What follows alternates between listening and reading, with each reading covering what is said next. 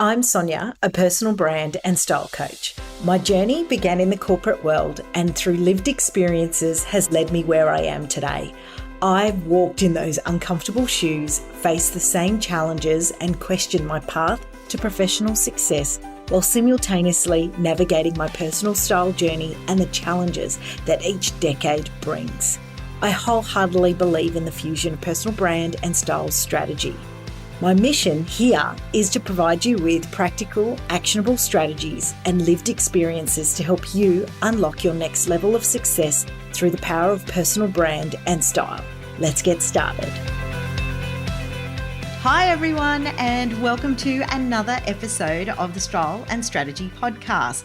Today I'm going to take a slightly different take to my interviews because I am speaking with the beautiful Emma Walkinshaw, who is a multifaceted transformational coach, creator and facilitator, known for her commitment to guiding others towards realizing their potential. With over a decade of coaching experience and a diverse background spanning entrepreneurship, yoga instruction and business development, Emma brings a wealth of wisdom and insight to our conversation today.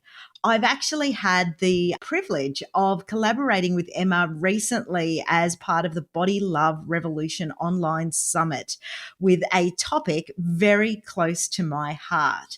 So if you want to find out more about that and how maybe you can get a bit of a look in at the replays, check out the show notes below. But I would love to welcome Emma to the Style and Strategy podcast. Hello, Sonia. Thanks for having me. Such an honor to be here chatting with you today. And yes, we did have a fabulous time on the Body Love Revolution Summit. And I could have talked to you for hours. I really love the topic around styling and leadership and women. So yes, delighted to be here. Thank you. Fantastic. Look, as I was thinking about sort of the interview questions that I would ask you, what really resonated with me around the work that you do is that a lot of professional career women, and, you know, myself included, we have gone through this process where to some extent we've shut out sort of our creative side and quieted that down to really be able to focus on, you know, the analytical side and that sort of thing as maybe you've gone through the ranks. So I'm really keen to understand, you know, how have you worked towards with clients around clarity, consciousness, confidence? And can you share some experiences and principles around that? Oh, yes, I love this topic. I find it interesting. I run a program called Embody Me, and I find one of the first questions I ask women, and I work with women from lots of different careers. Some are business owners, some aren't, most are. And I ask the question the first week and I say, do you think you're creative? And I find it really interesting how it's either a definite yes or a definite no. No one's kind of in the middle. And I think about creativity and how it's had a bit of a bad rap over the years. People think creativity is you can sing, you can dance, you can paint, you can maybe do pottery. We've almost put creativity alongside art. And yes, that is one expression of creativity, but I find working with women who are in business and who are entrepreneurial are the ultimate of creativity. And when we start to look at all the ways they're creative, there's this new sense of refreshed newness in owning their gifts and talents, because I feel like a lot of women don't own their gifts and talents, don't identify with creativity, when the truth is if you are in a position where you are in leadership, a lot of the women you work with in leadership, or you are in a position where you are the business owner, my goodness, do you have to be creative?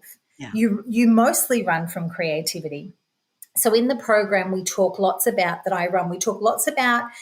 stepping into your voice of wisdom as opposed to your voice of judgment. Your voice of wisdom is very creative. And maybe another way, if we were to think in the sort of esoteric way, your voice of wisdom is ultimately your intuition, which is very creative. Your intuition is often finding a solution. And really, when I think about creativity, often creativity comes when a question has been asked. How could I do this better? Or how could we make this more smooth, or how could we? And that's the creative side of our brain. So I find creativity and women and intuition almost, coincide with each other.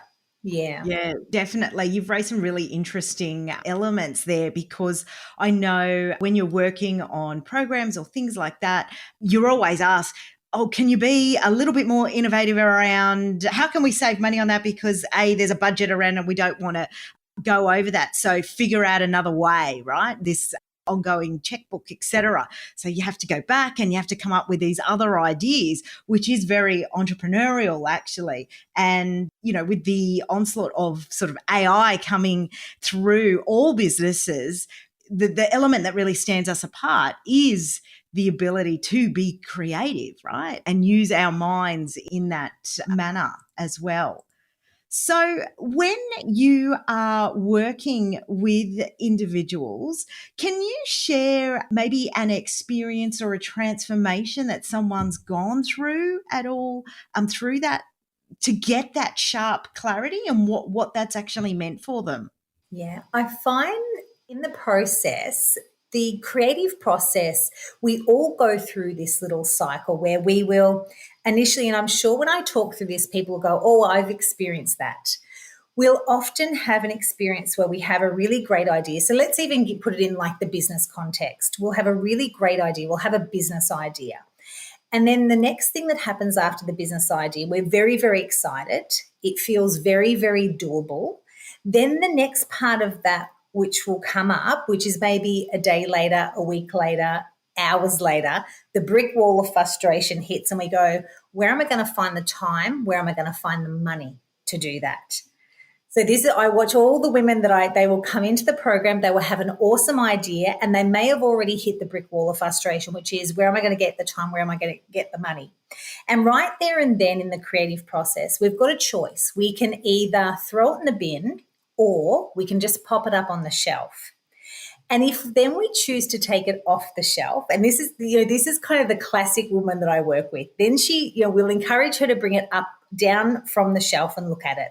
And then it either sits in percolation, where it's just kind of simmering. The cake's not cooked yet. Don't pull it out the oven. Just let it sit there. It's not quite done. So you're still simmering on the idea. Or it moves a little further on in the process, which is strategy. Then we start to maybe open our mouth and talk to people about it.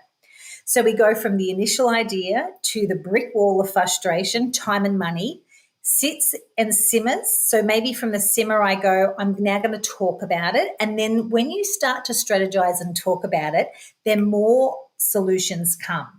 But in that simmer and strategizing, there's a few things we can do to help that creative process.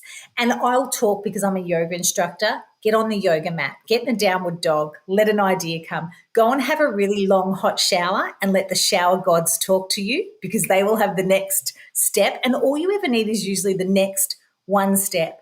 Or maybe sit in the morning and journal, put pen to paper. Then after you get that, so in the creative process, we've had the idea, we've had the brick wall of frustration. Then we've either said, no, it's almost like answering the knock. You get the knock and you answer the call, you kind of answer. Then you go into strategies, it'll simmer. Then you get to your illumination, which is, I know the next step, and you almost give it legs. You get it happening. And then if you can kind of allow yourself go into the future, then you get to the bit where you can actually visualize yourself celebrating the outcome. So every time a woman comes in, all of us have many creative projects or ideas that we have either put up on the shelf or had it in the bin, and it's time to take them out and look at them. And I find this very interesting because a lot of people, and you would have heard this before too, people will go, oh, like a book will be written or an app will be created. They go, oh, I had that idea. And I go, yes, but did you put it in the bin or did you put it up on the shelf? You didn't actually open your mouth, or you didn't take it to and allow yourself to visualize what it would look like if it was in illumination and celebration. So that's pretty much the creative process. So when I talk to women who are feeling a little bit stuck, or because the truth is we all actually have our own answers. So the work is strengthening your voice of wisdom, strengthening your intuition, and then taking action. That's that, but it's got to be inspired action. Yeah. Okay. So that's how I work with women. Wow, that There's so much to unpack in that. I love that because there's elements I know that when I get a creative idea or anything like that, you absolutely, you've described it to the T, in that you just sit there and you think, oh, that'd be a really good idea. But, oh, there's a lot to it. And then you kind of park it, but you don't come back. I love that you've been able to create this very structured, actually, process to something that is quite fluid to give an outcome. So the question I've got out of that is, how important is that visualization piece to then get to this becomes a reality? I think the visualization is very important, but the honing of your intuition is the daily practice. So I don't know if you know, Sonia, it's a free group. You can put the link in the show notes because it's a free group. I run a group called 21 Minutes of Morning Magic. And this is 3 mornings a week at 6 a.m. I go on, it's in a Facebook group. At 6 a.m. we meet on the mat, and all it is 21 minutes. We do 7 minutes of yoga, because how the creativity and the intuition and the mind works, and particularly I'm a yoga instructor. I'm from a yoga background and I love the philosophy. So I know that when we first get up in the morning, if we are to start to meditate or we are start to journal, we're going to get sleepy. Also, yoga practice moves energy through the body. Intuition loves to move energy. So in the morning, 21 minutes of morning magic every Monday, Tuesday, Wednesday morning at 6 a.m. I meet on the mat in a Facebook group. I am live in my glory, my hair messy and my pajama top on. And we do 7 minutes of yoga. Then we do 7 minutes of meditation, and then we do 7 minutes of flowetry. Flowetry is just like journaling. So we sit there and we have a theme each morning, because often if we sit to meditate, a lot of people say to me, but I can't meditate, the mind wanders. So I always give an affirmation, or I give an anchor statement. So for instance, this morning's anchor statement was, I am unshakable. So when the mind starts to wander, you just bring it back to I am unshakable. This morning we did a few downward dogs and a child's pose. And then our flowetry prompt was, where in life am I unshakable? But that's the honing of the intuition, because if we can quieten ourselves down, tap into our voice of wisdom, which that's the one that answers us on the page. With your intuition and your voice of wisdom, we cannot write as fast as we can think.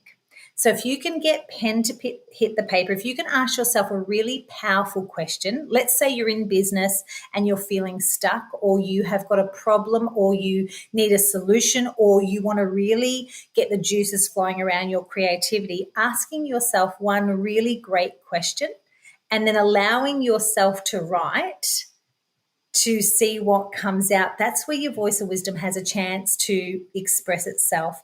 So I find, yes, visualization is fabulous. The honing of the intuition then allows you to visualize, I believe. Right. So effectively and this is me really just paraphrasing here, but to be able to get those words on paper and doing it on a regular basis starts to open that intuition up to then you are able to visualize it, because you're absolutely right that it's really hard if you aren't a person that has journaled before or done anything like that, or maybe dabbled in that space, that to say, well, I'm going to, break through this creative block and see and envisage my future self, that it's just, you go, well, hang on, how do I even start? So yeah, that's some really, really simple tips there around that. And I love that you've again gone really detailed around, well, this is what you need to do. Come join your Facebook group, and then, Come join 21 minutes. 21 minutes does everything, which is great. Yeah. And I often say too, it's not necessarily a time thing. We've all kind of had this misconception that sitting cross-legged for an hour a day, that I'm going to propel my life forward. No, it's actually in the very small things we do. And study has shown around meditation, it's actually not the time. Time's got nothing to do with it, because time's an illusion. It's the practice, doing it daily. Very small little steps each day. And I often say, if we cannot afford ourselves 21 minutes, we need to probably really take stock of our life, because 21 minutes, I promise you, is the gift that keeps on giving all day. Like that little bit of 21 minutes, that will gift you all day long. Yeah. And that's the practice, actually committing to yourself and carving out 21 minutes. That's the biggest hurdle. Then the intuition speaks to you. Sounds simple, but it's not easy. It's like anything, right? It's the creation of a habit and being willing and open to that, and then obviously commitment and follow through. So, empowering others to find their joy is really some of the central themes in your work. So how do you transition someone from a mindset, maybe if they're feeling, judgment or, in maybe a negative space, to one of curiosity, right? Because we get impact around that, on probably a daily basis, whether it's in the workplace or as an entrepreneur or, a woman in business. So what would you say you really need to be able to help shift their perspectives around that? Because of, again, the yoga philosophy is just a great grounding. And when I say philosophy, yoga is not a religion. It's purely a philosophy. We have sutras that we live by. So when we are in judgment or we are in expectation, yoga tells us, or the philosophy, which is yoga off the mat, tells us there's two laws that we can lean into.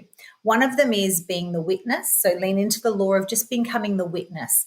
So witness is quite the neutral mind. It's not judgment, and it's not, what do we call it, toxic positivity. It's neither judgment or it's just literally suspending all judgment. And that's essentially what curiosity is too. But the witness, curiosity is wanting to question, wanting to dig a little deeper, whereas the witness does not say a word. The witness just is in observation. The other tool that we use, or the other part of the philosophy or the law is really the law of non-attachment. So being really unattached to the outcome, because that's often what happens in judgment, wouldn't you agree? Or when we're stuck or we're needing an outcome or we're needing something to go our way. Can we just be detached? Can we be open to be surprised and delighted? Can we be open to it going even better than I thought it ever would and I didn't even know? But when we're attached, often that's when we get into a bit of gridlock with someone else or perhaps the situation.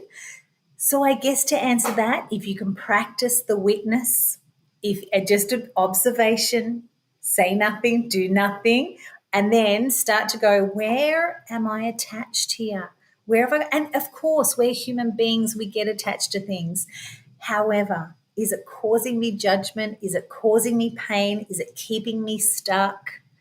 Perhaps I need to just let go, loosen the grip a little. And it's very much the practice of yoga.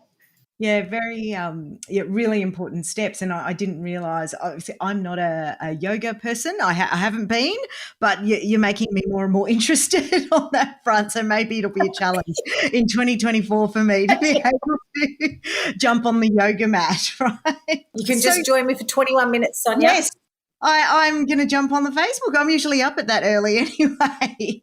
So I normally walk through a little bit of my guests' history of how did they get to where they got to. So can you give me a little bit of colour? Because I love hearing sometimes the twists and turns and the decisions to get us to where we are today. So what does that look like for you? So I started my working life as a hairdresser. And I think when we chatted the other day about style, I brought up, and I think, remember we talked about originally when I first started to dress myself, because I started as a hairdresser, you wore black. And remember I said to you, I had this thing, well, you wear black because it makes you look thinner. That was the story. So that was where my black came from when we chatted about clothing choices. And now I'm the opposite of that. I have a love of colour, right? So I started my life as a hairdresser at 16, and I did that till I was 30. And I often say that's where I really became a life coach. Being a hairdresser, you become a really great listener. Definitely. Awesome then, because every single person sits in your chair from young, old to, when I was in my apprenticeship, you do everybody's hair, and you really start to understand human beings and you start to understand wants and needs. So I really loved my time as a hairdresser, and I owned my own salon for 5 years, which was another great business experience, of course. So I did that until I was 30. Then I got a job I went back and I studied and I got a TAE and became a trainer. And I got a job as a contractor to training different workshops or certs to long-term unemployed people. So I trained Certificate 2 in retail, Certificate 2 in business, and I did soft skill courses. So I did, dress for success, and I did, which we just had a very small budget. We went to Target. It was a white shirt and black pants to get them to an interview, like very, very simple. And we do interviewing questions. So I did that for 5 years. But during that time, I actually decided to study to be a life coach. So I did my cert then. And I just felt working with long-term unemployed people, I knew that I could take them so far, but the skill of asking really great questions and listening was a wonderful add-on. So during that time, I really enjoyed that work. But then, the twists and turns of life, like we say, my husband and I decided to go into business. He was a solicitor, then became a town planner. So we started a town planning office. By this stage, I'm in my late 30s. So I'm now 48. So I'd done my life coaching, work with long-term unemployed people, and then I got quite involved in yoga. So our office that we opened, I went into the town planning business with him, and oh my goodness, it was so boring. We still own this town planning business. So boring. Oh my gosh, yeah. I'm so used to chitty chattering away, and because I'd had a role as a trainer and a hairdresser, and I'm used to all this stimulation. And in the town planning office, everyone's quiet. And we had 4 staff, everyone's quiet because they're writing reports, right? And I'm like, oh my goodness. Anyway, I got quite involved in yoga. Yoga studio was next door to the office. I did a lot of yoga. And then I happened to think, what am I going to do with my life coaching? What am I going to do? So I ended up one day listening to it wasn't a podcast, it was an app, Hay House Radio. Remember beautiful Louise, yes. Hey, You Can Heal Your Life? She had a radio show, and a woman was on there by the name of Jennifer Grace, and she'd written a book called Directing Your Destiny. And she said, so this was 2016. She said, I'm actually going to be taking a group of women to India. We're going to do some yoga. We're going to do some photography. And she said, I'm taking these women, and a little voice. This is the thing about your intuition. It never shouts at you. It's a very little whisper. And I heard the very little whisper say, you're going. And I was like, ooh. So I said to my husband that night, I said to him, darling, I said to him, darling, have you ever wanted to go to India? And he said, oh, no, not really my thing. He said, what about you? I said, well, as a matter of fact, I said, I'm listening to this thing today. And anyway, the long and the short of it was, Sonia, I was in India 6 weeks later, meeting that group of women on a retreat in India. So did that retreat and Sonia, I'm going in 4 weeks' time. I'm taking 13 women to India on a retreat. So very exciting. So here I come full circle. So fabulous.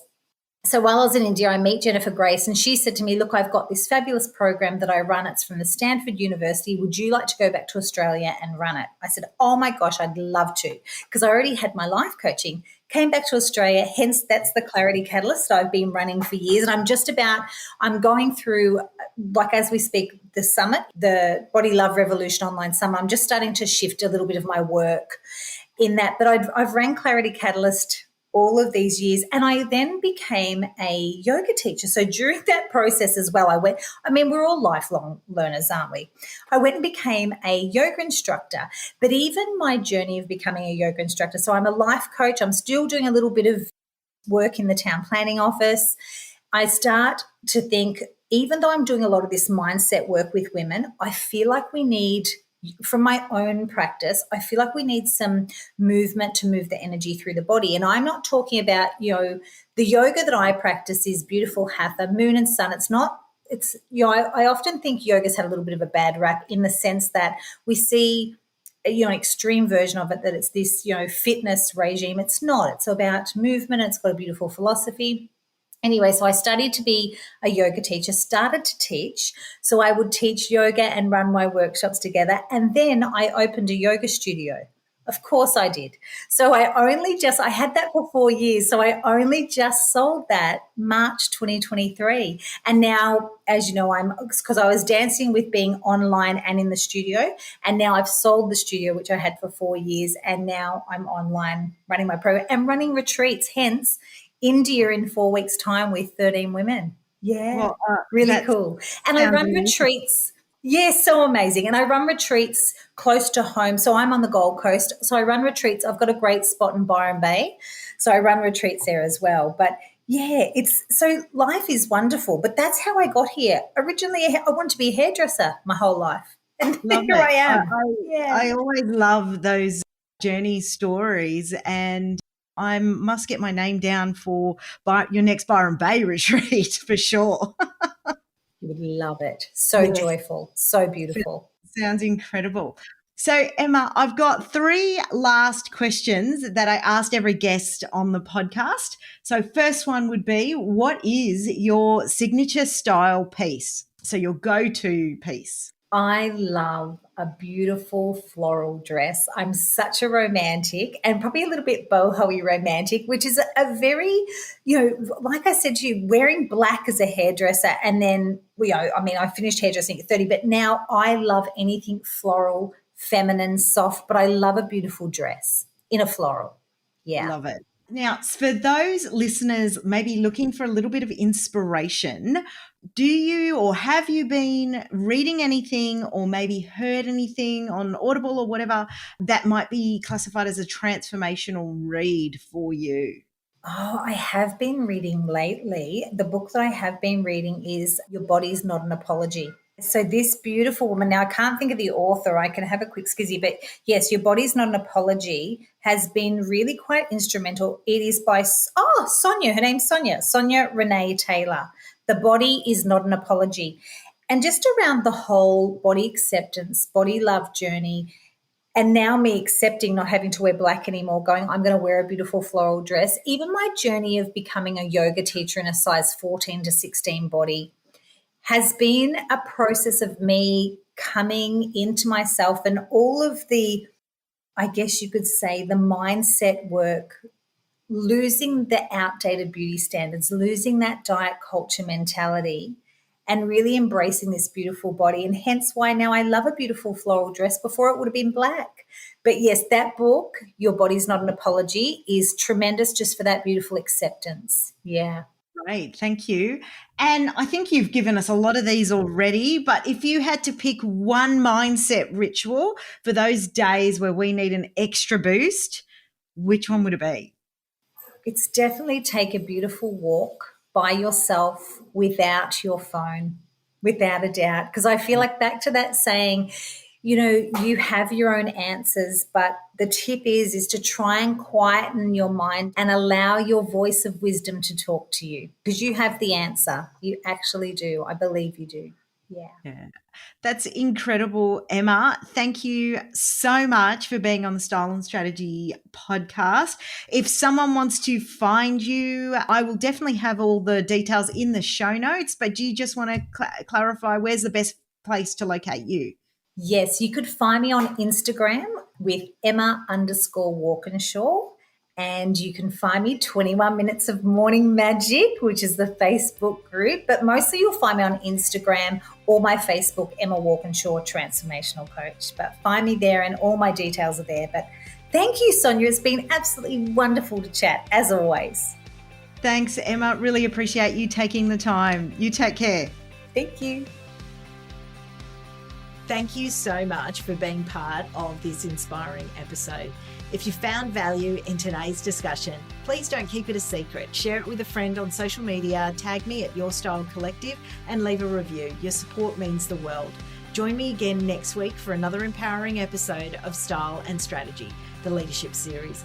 Thanks so much for tuning in. And remember, you're already taking that first step towards your transformation journey. See you next time.